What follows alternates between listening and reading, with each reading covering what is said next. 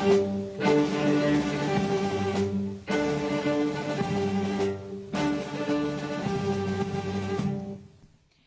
and gentlemen, the President of the United States, accompanied by Erica Kirk.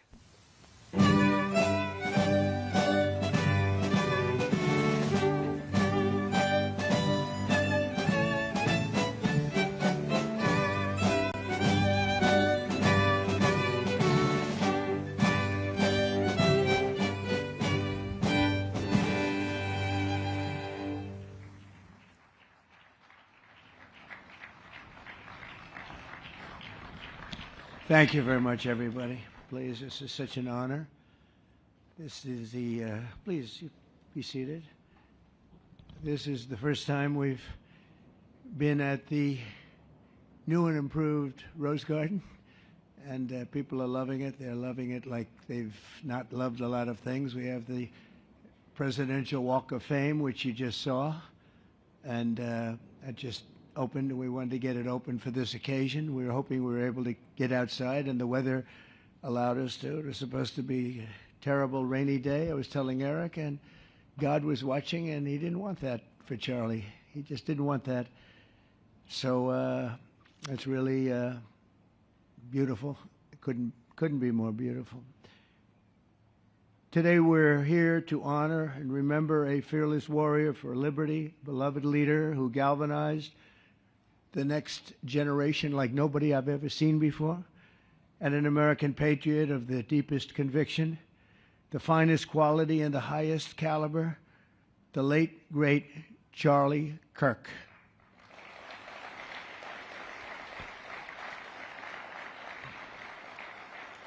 Five weeks ago, our nation was robbed of this extraordinary champion. He was a champion in every way. I got to know him so well.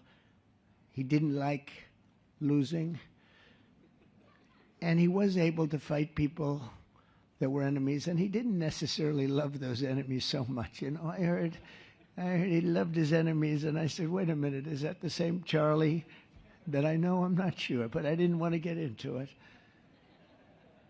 But it was a horrible, heinous, demonic act of murder.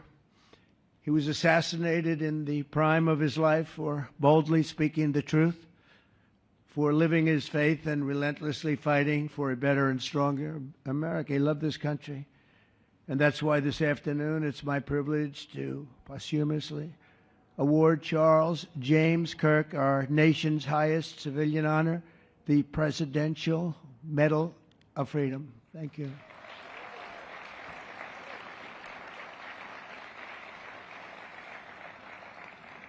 As you know, only hours ago I returned from a very historic trip to secure peace in the Middle East. People said that couldn't be done. Charlie felt it could be done. Charlie felt it could be done. Thank you. Thank you. Thank you very much. But I raced back halfway around the globe. I was going to call Erica and say, Erica, could you maybe move it to Friday? And I didn't have the courage to call. But you know why I didn't call? Because I heard today was Charlie's birthday. And I said, you know, that was a definite.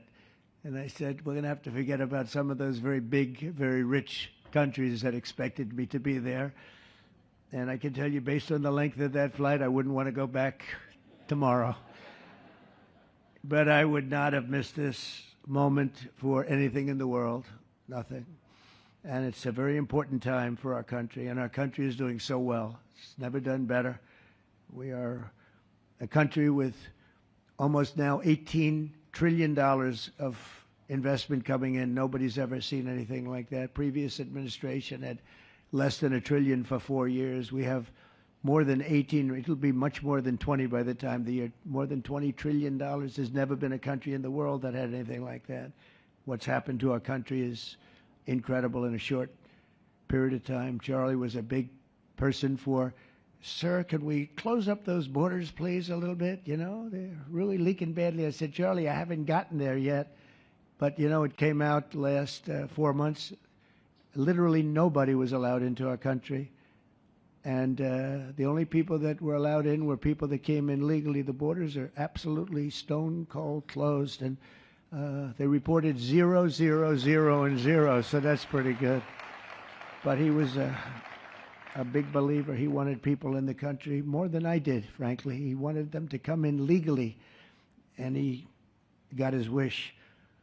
October 14th is Charlie's birthday, and he should have been turning 32 years old. I tell you, when I first met him, he was like 22, and I said, boy, he's awfully young, but I thought he was older than that, you know. He looked a little bit older than his age. That's okay, you know. That's not good when you're old, but when you're young, it's great. He had the best of all things, but he was special. But instead, Charlie is attaining a far more important milestone. We're entering his name forever into the eternal roster of true American heroes. He's a true American hero, an amazing person, way, way beyond his years. And I'm honored to be joined by a woman who has endured unspeakable hardship with unbelievable strength, and that's Charlie's widow, Erica. And I just want to thank you, Erica. He loved you so much. I was with him. Oh, please. Thank you, darling. Thank you. I was with him before I met Erica, and he told me he was going to get married. He said, "You won't believe how beautiful she is." I said, well, then now that I meet her, he's right. But then he also said, and you know what? She's like the smartest person I know. See, they do go together on occasion. Not often. Not often. But on occasion they go together. But he was in love with you. He was deeply in love with you. It's great.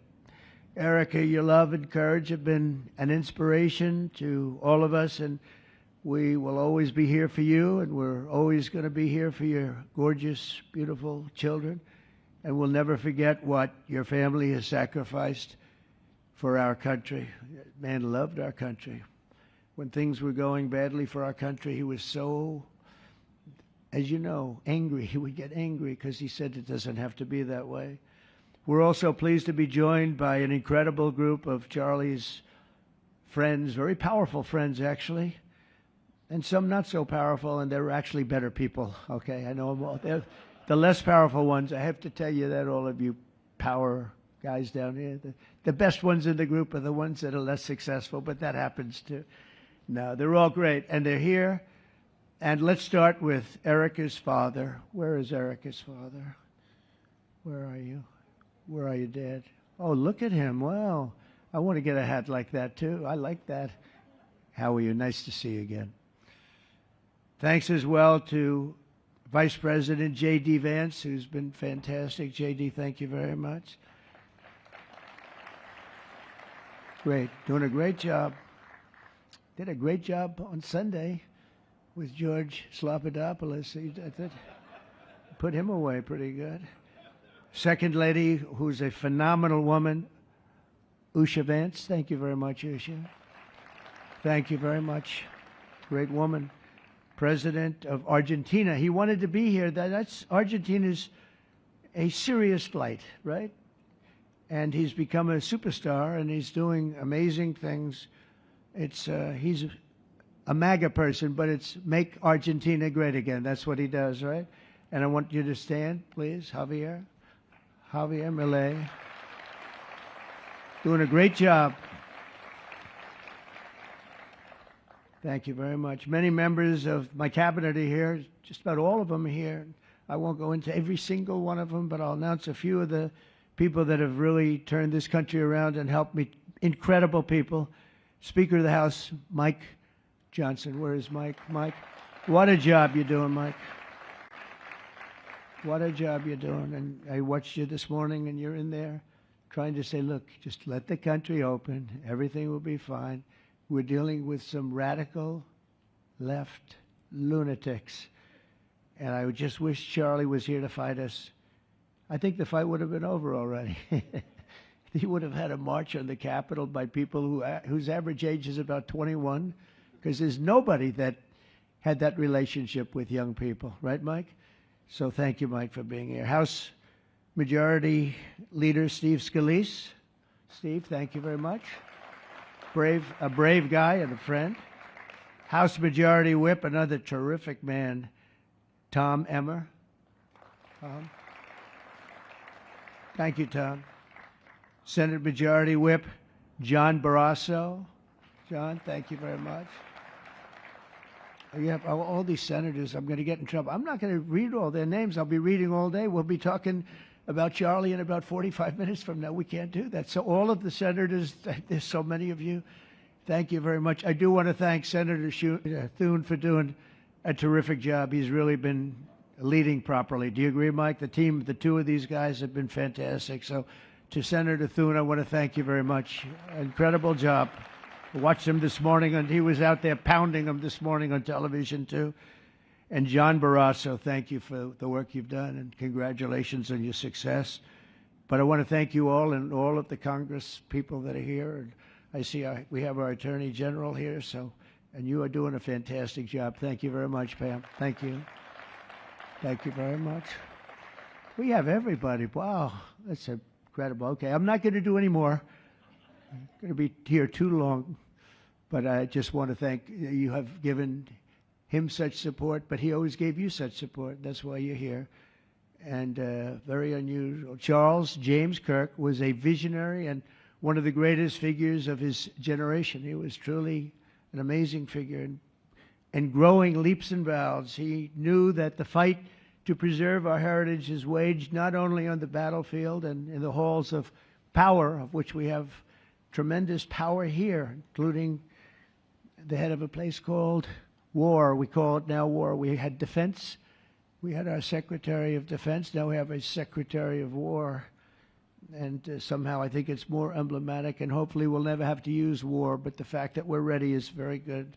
Peace through strength is very important. But also in the hearts of our nation's youth, that's where Charlie rode strongest. At age 18, that insight inspired Charlie to found the organization that ultimately touched the lives of millions and millions of people, and so many young people that nobody's ever seen anything like it, frankly. Turning Point USA. It's amazing, and it's actually bigger now.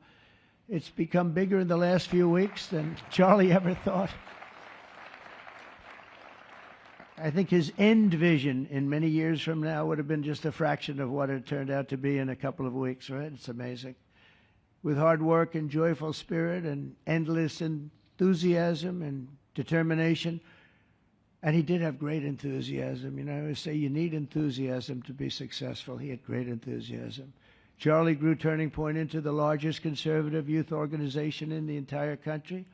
He forged a personal bond with countless young conservatives. He fought for free speech, religious liberty, strong borders, and a very strong and proud America. In everything he did, he put America first. He really put America first. And ultimately, Charlie became more than a leader of an important organization. He became the leader of historic movements all over the country. There were movements, individual movements, one movement, but it was historic. Everything he did was historic, and a true evangelist for the cause of freedom and the word of Almighty God. God was very important to Charlie. He would say, you know, if you don't have religion, you're not going to have a strong country. It's true. He was so wise beyond his years. You know, I talk to him sometimes and say, this guy is like a young guy. He was really a wise man. From the time Charlie worked on my presidential campaign in 2016, and he was there right from the beginning. He liked me. I don't know. I have no idea why. What the hell was he thinking? He said, you're going to win, sir. I said, you know, I'm running against 17 senators and a lot of tough people and governors. We have all these people. And he said, no, you're going to win, sir. He said, not going to be close. And he made it happen. He helped make it happen. I'll tell you that. Without him, who knows what would be. Maybe you'd have Kamala standing here today. That would not be good. I will tell you, Javier, you don't know who Kamala is. Promise. It would not be good. You agree with that, Howard? He also mobilized countless citizens to go vote. It's called Go Vote. Very simple.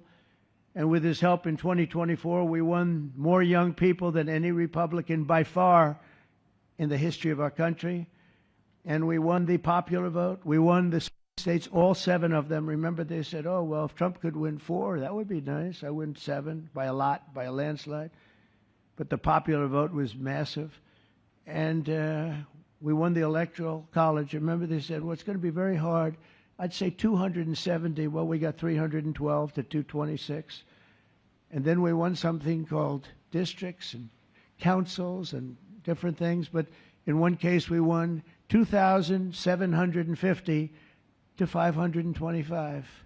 That's the one where you see the map is almost entirely red, except they have a little blue line on one side and a little blue line, meaning New York and a little bit Los Angeles. I have a feeling that if the vote were 100%, we would have won that too. You want to know the truth. But he knew, and he knew very well, and he also understood honesty, and he was always concerned with honesty. He said the only way we can lose is if the cheating gets so bad, and that's where we came up with a little phrase, too big to rig. We said, go out and vote. Just go out and vote. And we had that. Remember, we used to say that all the time because people would say, oh, they're going to win. We don't have to vote. Let's go to a movie. We'll come home and watch later. And he wasn't about that. So we come up to, really together, we came up with that phrase. We got to make it too big. I never made a speech where I didn't say at the end, now look, the polls are showing good. Don't believe the polls. He said, we're going to make it, Susie, right? Too big to rig. So if you think we're going to win by a lot, doesn't matter. Pretend we're losing. You got to go out and vote. They voted. And at 9:02, the whole thing was over, right? 9:02. Remember they said, oh, this could go a few days. Well, it went a few minutes. 9:02. And he knew that. And I felt it, but he knew it. He knew it. I think he knew it more than anybody. But Charlie never missed an opportunity to remind us of the Judeo-Christian principles of our nation's founding or to share his deep Christian faith. In his final moments, Charlie testified to the greatness of America and to the glory of our Savior, with whom he now rests in heaven. And he is going to make heaven. I said, I'm not sure I can make it, but he's going to make it. He's there. He's looking down on us right now. It's so incredible. Look at this, how this turned out. This was supposed to be so dark and cloudy. Not dark and cloudy, is it? Look at that, how beautiful that is. There's no artist that can capture it as beautiful as it is today. Wow, it's amazing. As I said, on the day that he was assassinated, Charlie Kirk was a martyr for truth and for freedom. And from Socrates to think, and to St. Peter, from Abraham Lincoln to Martin Luther King, those who change history the most, and he really did, have always risked their lives for causes they were put on earth to defend. He was put on earth to do exactly what he was doing. He didn't want to waste time. He would have been a top student at any college in the country. I know the college as well. He's smarter than the guys there. He was so smart. But he almost, I guess, didn't have the time. He knew what he wanted to do. It wasn't like, gee, I want to sit in the classroom for 4 years listening to people teach me liberal principles, because they were never going to teach him that anyway. But he didn't have the time. He really didn't have the time. But every time the enemies of goodness and virtue tried to silence the voice of righteous and noble leaders like Charlie, they failed. They seem to fail. Ultimately, they look like they're doing well, and then they end up failing, because the truth has been unrelenting over the years, over history.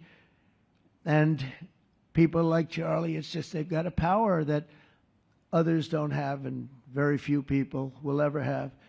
So today, like those martyrs before him, Charlie's voice, his message, and his legacy are stronger and greater than ever before. They are greater than ever before. Look, this is a horrible event, but it brought out the greatness of Charlie. Nothing could have ever supplanted this. It's incredible, the way people are talking about him.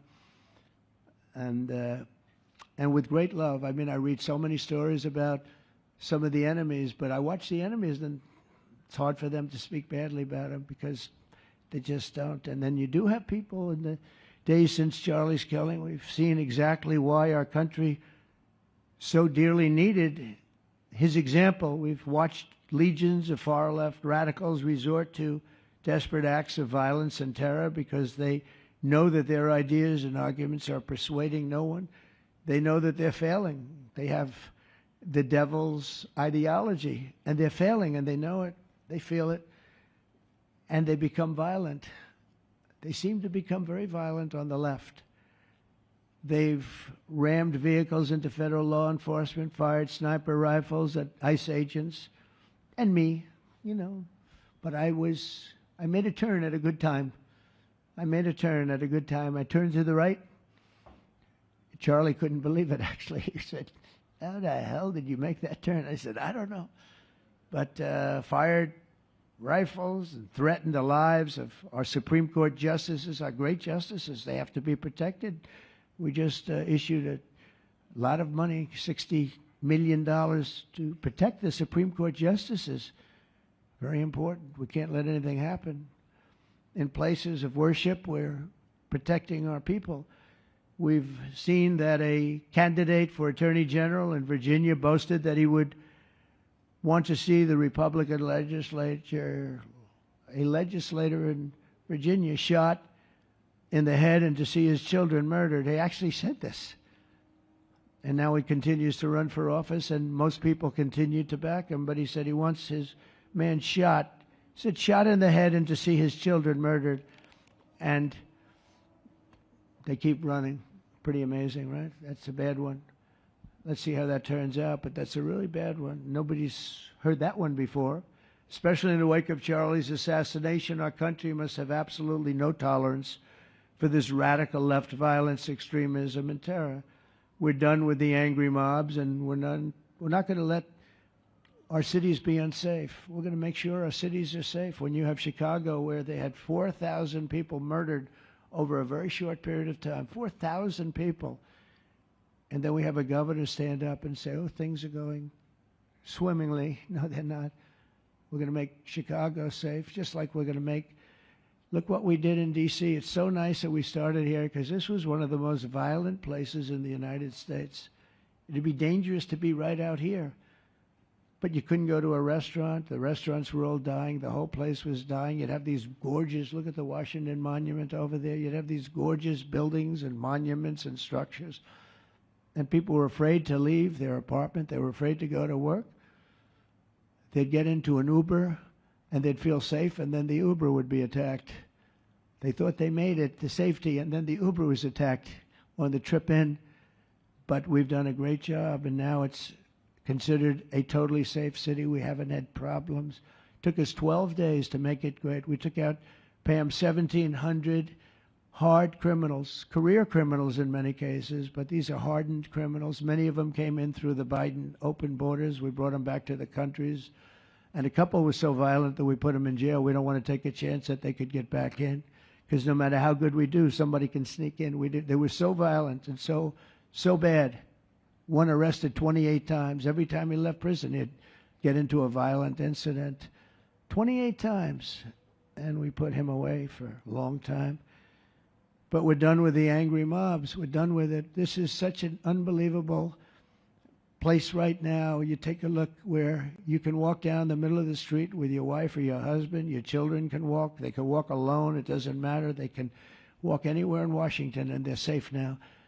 If this were a year ago, they'd have a serious chance of being badly hurt, even killed. They'd come in from Indiana, they'd come in from Iowa, they'd come from Florida to see the nation's capital, and somebody would have to call the parents, "I'm sorry, but your son or your daughter's been killed." Not anymore. You hear those sirens going off? That's good. That's a good sound. That means they either got the bad guy or they're going to stop the bad guy. You didn't hear that sound because nobody wanted to do anything. Nobody. Listen to the beauty of that sound. Seriously. And that's the real deal sirens. They're not politically correct sirens. You hear they're about 3 miles away. That's great. What a beautiful sound. They're stopping crime. That's what they're doing. So we're done with the voices of fools. They're fools. And death threats, and we're going to make our cities safe. And I thought it was Charlie's, one of his biggest dreams was that. He couldn't believe it. Chicago's going to be a great city again. We've already, we sent people in there 6 months ago, and this governor said, well, crime is down. Yeah, that's because we had the FBI in there for 6 months, just preparing it for the bigger surge. And they've done a great job, the cash and the FBI. They've done a great job, and they love doing it, They love being able to do it. They were restricted from doing it. They couldn't do anything. And now they're totally unrestricted. All they have to do is stop crime, and they're doing it. By the way, Memphis, as you know, you heard they went in about a week ago, one of the most dangerous places in the country. It's really in the world. It's not just the country. They have very few cities that would compare to some of these cities. You go to Afghanistan, you say, oh, that's unsafe. Well, the crime numbers are much better than the crime numbers in places that we have. So Memphis, I understand, is doing unbelievably in 1 week. It's like a different place. And this took 12 days, and then after that we just perfected it. But after 12 days we had good safety here. After 1 month, it's like, it's really amazing.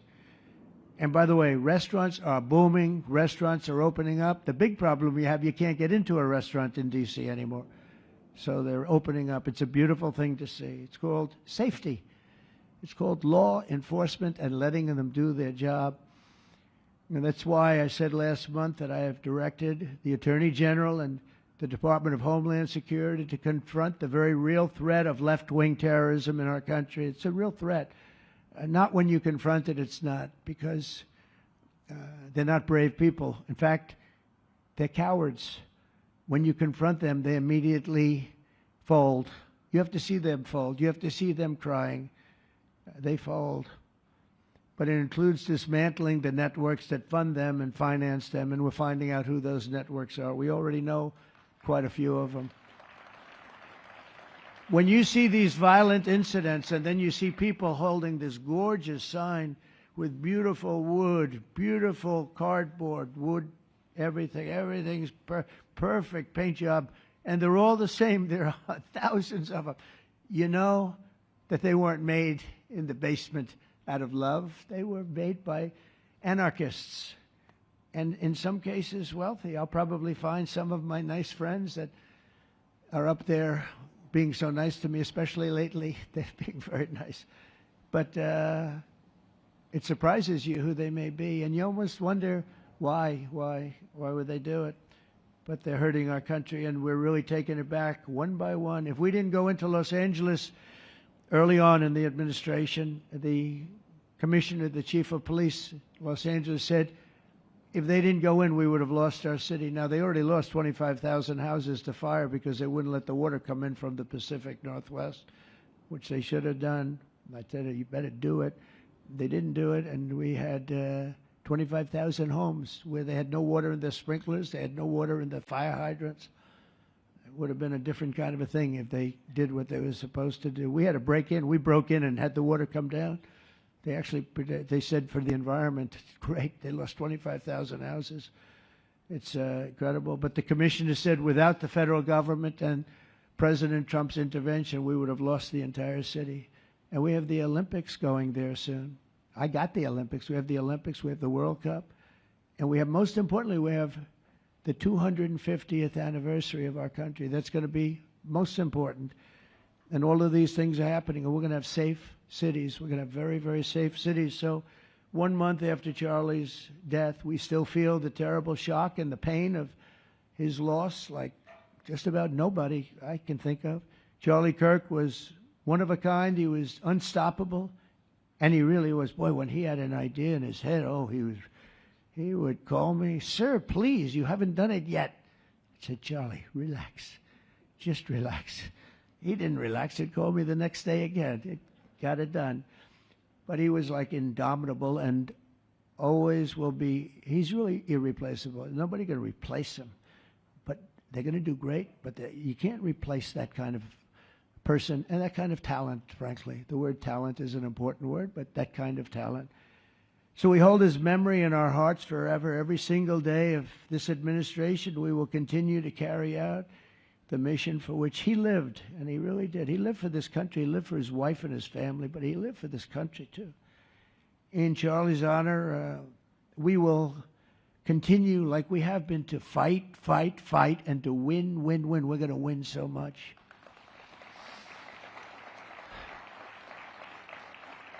So the Presidential Medal of Freedom is a big deal. You have the Congressional Medal of Honor, military, and the Presidential Medal of Freedom, which is civilian. And the Presidential Medal of Freedom is a really big deal. Very few people get it. Very few people, frankly, qualify. It's a decision of the president, but it's a qualification that's a very hard one to get. And I would like to ask, if I might, the military aide to read Charles James Kirk's citation for the Presidential Medal of Freedom. Thank you very much. Thank you.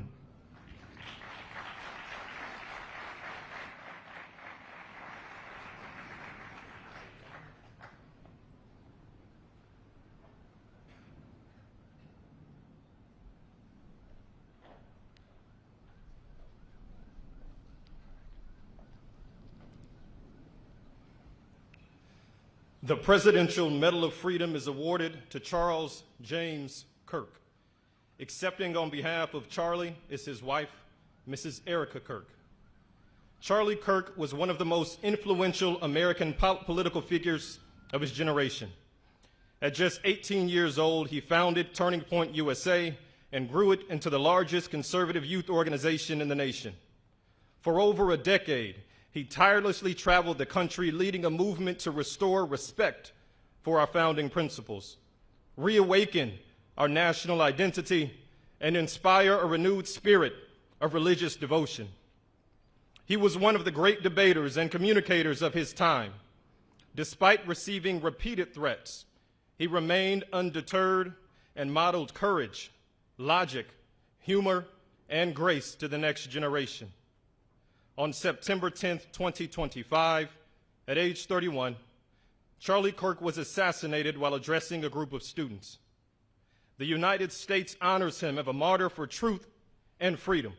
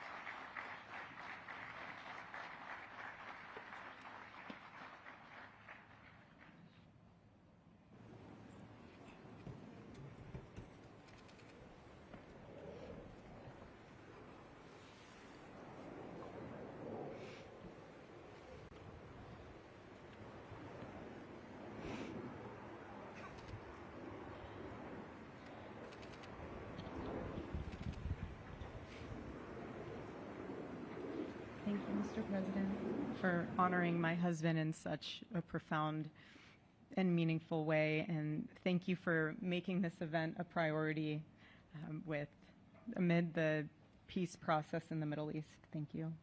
Very grateful. Charlie always admired your commitment to freedom, and that's something that both of you shared. So thank you. Your support of our family and the work that Charlie devoted his life to will be something I cherish forever, so thank you. To our gracious First Lady in her office for making this event possible, thank you as well. It's beautiful. To Vice President and the lovely Usha fans, your friendship has been an unbelievable encouragement. Thank you. And to all our friends and family that are here and watching from all around the world, thank you for loving us. Thank you for praying for us and for believing in what Charlie believed in. And to our Turning Point USA staff and the Charlie Kirk Show staff, we love you more than you could ever know. And to the Turning Point USA chapters that are watching all across America right now, you are the heartbeat of this future and of this movement. Everything that Charlie built, you guys are the legacy holders of that. You are living proof that his mission did not die with him. It lives through you. And Charlie always said the next generation will decide whether freedom endures. And because of you, I know that freedom will endure. It will. And today we're gathered not only to celebrate Charlie's birthday, but to honor a truth that he gave his entire life to defend, and that's freedom. The very existence of the Presidential Medal of Freedom reminds us that the national interest of the United States has always been freedom. Our founders etched it into the preamble of our Constitution, and those words are not relics on parchment. They are a living covenant. The blessings of liberty are not man's invention, they are God's endowment. Charlie lived for those blessings, not as abstract words, but as sacred promises. He used to love to journal about this topic all the time, and with such a heart postured of gratitude.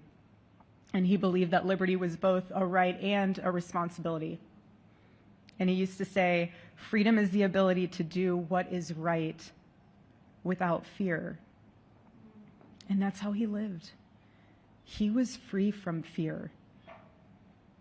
He was free from compromise, free from anything that could enslave his soul. His name, Charles, literally means free man. And that's exactly who my husband was. He was a free man. And from the time I met him, sitting across from him, being interviewed on politics and philosophy and theology, anything that Charlie loved, any topic he loved, and I just saw the fire in his soul, and there was this divine restlessness within him that came from knowing God placed him on this earth to protect something very, very sacred for all of us. And he never stopped fighting for people to experience freedom. He didn't. Charlie often said that without God, freedom becomes chaos. And he believed liberty could only survive when anchored to truth. And I remember in one of his speeches, he told the audience that the opposite of liberty isn't law. He said it's captivity. And that the freest people in the world are those whose hearts belong to Christ. But what's so powerful is that Charlie had the ability to communicate so brilliantly across all generations. And he reminded us that in a world that tells us freedom is doing whatever you want to do, the real freedom is the power to live freely and to do what is right. And in one of his journal entries, he wrote that he wanted everyone to know that you can't have liberty without moral responsibility. Freedom divorced from faith eventually just destroys itself. And what's so fascinating about all of this is looking back these past 12 years of Turning Point USA and his mission, there's almost this veil of sacredness. Because what I realize is that while he was building an organization, he was also building a movement. One that called people back to God, back to truth, and a movement that was filled with courage. And ironically, for a man who impacted millions, Charlie never desired to be the center of attention. He just wasn't. My husband was not a man of extravagance. He loved simple but deeply meaningful things, truly. He loved his late night walks. He loved buying more books than he could ever read because he felt there was no such thing as a book budget.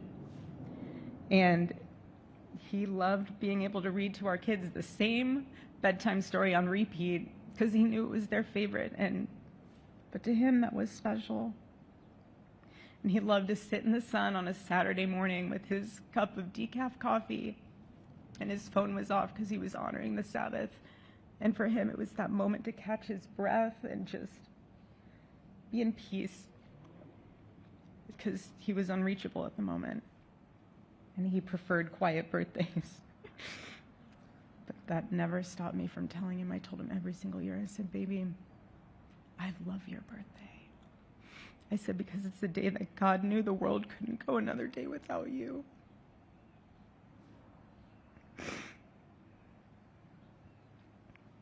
And so the rhythm of our usual birthday celebration for him was mint ice cream, mint chocolate chip ice cream. He only had it twice a year, on his birthday and 4th of July. It's just, and then after that, it was back to work as usual. But last year, his one birthday wish was to see the Oregon Ducks play the Ohio State. And they won. Oregon won that night. And it was by far one of the most memorable nights of his birthday experience of his life until today. And so, honestly, President Trump, I have spent 7.5 years trying to find the perfect birthday gift for Charlie. And it's so difficult. And those of you that have spouses or loved ones, you know how difficult it is sometimes to buy a gift for someone that you love, because he wasn't a materialistic man, so that also did not help. But now I can say with confidence, Mr. President, that you have given him the best birthday gift he could ever have. Thank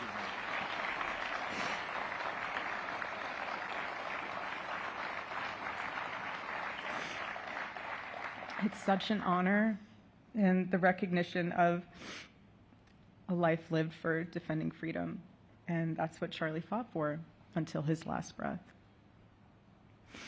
And it was written across his chest in those final moments on one of his simple T-shirts that always carried a message, and this one bearing a single word, freedom. That was the banner over his life, and that shirt was a declaration. The same declaration he made in every speech, every campus visit, every time he shared the gospel at a church, every sleepless night that he would spend praying for the youth of this nation and planning for the future of our country, and just impressing upon them that when we defend liberty, we defend the soul of our nation. My husband never told anyone what to say. He never did. He never told anyone what to say. He would just encourage them to think. He would encourage them to think outside of the traditional political labels.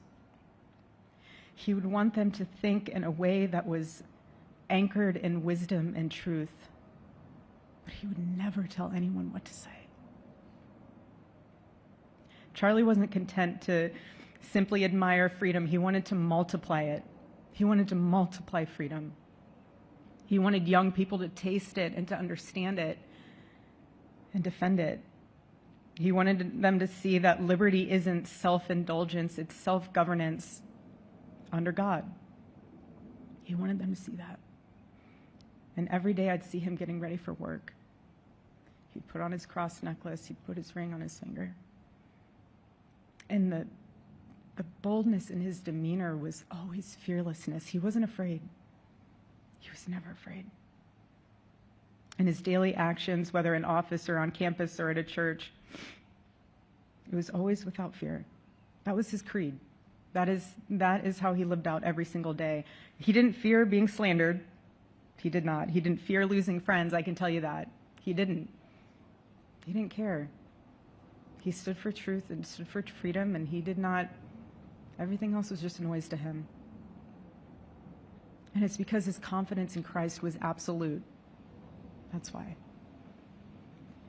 There was no limit to what he would have sacrificed to defend freedom for all. And if the moment had come, he probably would have run for president, but not out of ambition. He would only have done it if that was something that he believed that his country needed from a servant's heart standpoint. And Charlie lived only 31 short years. No, he's 32, but on this side of heaven, but he lived. he lived, every single second he lived. He filled every single day with purpose, and he fought for truth when it was unpopular. And he stood for God when it was costly, but that's what we're called to do. Surprisingly enough, he did pray for his enemies, which is very hard, but he did. He did. He did. No one else, I mean, I saw him do it. No, he never did it in front of anyone else, but I can attest to that. But he also loved people when it was inconvenient. And he ran his race with endurance, and he kept the faith. And now he wears the crown of a righteous martyr. And for me and for our children, the truth really steadies our grief, because heaven gained what earth could no longer contain. A free man made fully free. And to all watching, this is not a ceremony. This is a commissioning. And my message is simple. I want you to be the embodiment of this medal. I do. I want you to free yourself from fear. I want you to stand courageously in the truth. Listen for the still, small voice of God. And remember that while freedom is inherited in this country, each of us must be intentional stewards every single day. God began a mighty work through my husband, and I intend to see it through. And the torch is in our hands now. It's in mine, it's in yours, it's in all of yours. It's in all the students with Turning Point USA. And before I close, I'll share with you that I asked our daughter what she would like to say to Daddy for his birthday. Excuse me.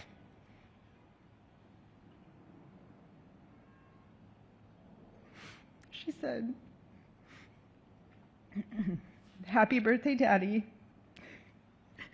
I want to give you a stuffed animal.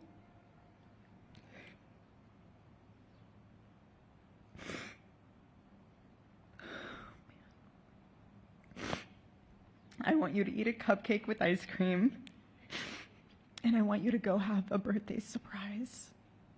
I love you," is what she said.